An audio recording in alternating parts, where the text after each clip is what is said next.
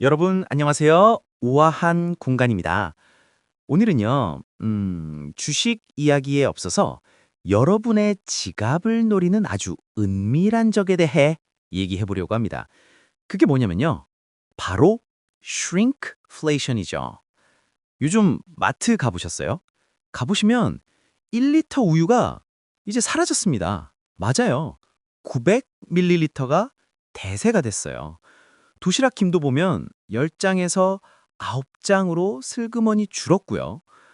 그러니까 가격은 그대로인데 용량만 이렇게 쏙 쪼그러든 거죠.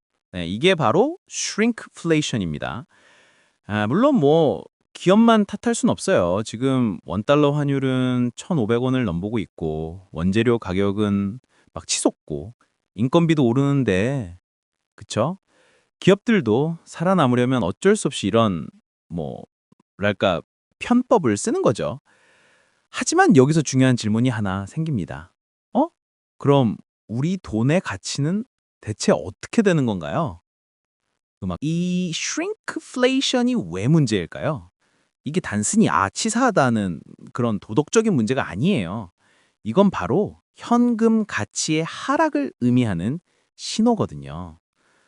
정부가 1999년부터 단위 가격 표시 의무를 도입하고 2023년엔 변경 전후 용량까지 표기하게 했지만 음, 솔직히 우리 중에 그 깨알 같은 글씨 그거 읽는 사람이 몇 명이나 될까요?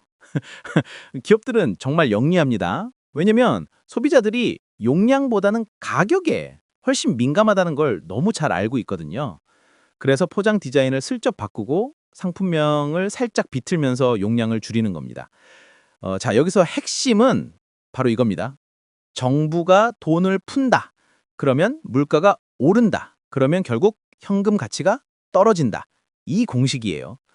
경기 부양을 위해 돈을 풀어야 하는데 그냥 무상으로 푸는 돈은 물가만 자극할 뿐이죠. 그럼 우리는 어떻게 해야 할까요? 결국 현금을 그냥 들고 있으면 손해구나라는 결론에 도달하게 됩니다. 야, 이거 결국 현금은 쓰레기라는 얘기잖아요. 자, 그럼 우리에게 남은 선택지는 뭘까요? 네, 바로 실물 자산 투자입니다. 크게 한 네 가지 카테고리로 나눠볼게요. 첫째, 주식입니다. 주식은 기업의 소유권이잖아요. 물가가 오르면요. 기업도 당연히 제품 가격을 올리죠. 매출이 오르고 이익이 늘어나면 자연스럽게 주가도 오릅니다. 물론 단기적으로는 시장 조정이 발생할 수 있어요. 금리 인상이라든가 경기 침체 우려 같은 걸로 주가가 흔들릴 수 있죠. 하지만 중장기적으로 보면 역사적으로 주식은 인플레이션 이기는 가장 강력한 무기였습니다. 특히 배당주, 성장주, 그리고 필수 소비재 기업들. 이런 기업들은 인플레이션 시대에 방어력이 정말 뛰어나죠. 자, 둘째는 부동산입니다. 부동산은 토지라는 유한한 자원에 기반합니다. 그쵸? 땅은 더 만들 수가 없거든요. 물가가 오르면 건설 비용이 오르고 임대료가 오르고 결국에는 부동산 가격도 오릅니다. 물론 부동산은 유동성이 좀 낮고 세금 문제도 복잡하지요. 하지만 장기적으로 보면 부동산은 인플레이션 해지, 그러니까 위험 회피 자산으로서 여전히 강력합니다. 특히 상업용 부동산이나 임대 수익이 나오는 수익형 부동산은 현금 흐름까지 만들어주니까 일석이조죠. 자, 셋째는 금입니다. 금은 인류 역사상 가장 오래된 가치 저장 수단이라고 할 수 있어요. 네, 5천 년 전에도 지금도 앞으로도 아마 그럴 겁니다. 정부가 돈을 마구 찍어낼 때 금은 돈의 길목에 서 있는 최후의 보루가 되는 거죠. 중앙은행들이 금을 사들이는 이유가 뭐겠어요? 바로 이 화폐 가치 하락에 대한 보험이기 때문입니다. 금은 이자는 없지만 불확실성이 터질 때 가장 먼저 빛을 발하는 그런 자산입니다. 그리고 넷째는 은입니다. 은은 약간 금의 동생 같은 존재죠.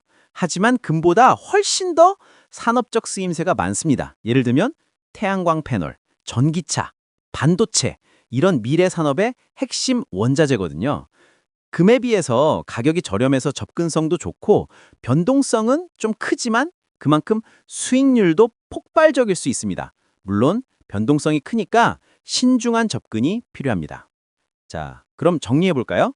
주식은 기업 성장과 관한 가장 공격적인 실물 자산, 부동산은 안정적 현금 흐름과 장기 가치 상승을 노리는 자산, 금은 불확실성 시대의 최후의 보루, 그리고 은은 산업 수요 기반의 고변동성 자산입니다. 이렇게요. 여기서 가장 중요한 건 바로 분산 투자입니다. 한 바구니에 계란을 다 담지 마세요. 제발요. 자, 단기적으로는 시장이 출렁일 수 있습니다. 하지만 중장기적으로 보면 현금을 그냥 들고 있는 것보다 실물 자산에 투자하는 게 훨씬 더 합리적입니다.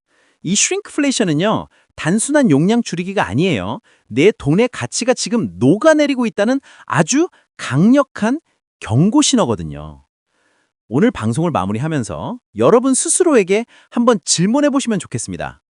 자, 이제 여기 정말 우리가 생각해봐야 할 질문이 있습니다. shrinkflation이라는 이 명백한 신호 앞에서 당신은 당신의 돈을 어디에 두고 있습니까? 저희 우아한 공간은 여러분이 돈의 흐름을 읽고 현명한 투자 결정을 내릴 수 있도록 앞으로도 계속 함께하겠습니다. 오늘도 들어주셔서 감사합니다. 우아한 공간이었습니다. 그리고 다시 한번 말씀드립니다. 이 방송은 매수매도 의견이 아니며 모든 투자 책임은 투자자 본인에게 있습니다. 여러분의 구독과 좋아요, 알림 설정이 저에게는 정말 큰 힘이 됩니다. 그럼 다음 방송에서 또 만나요.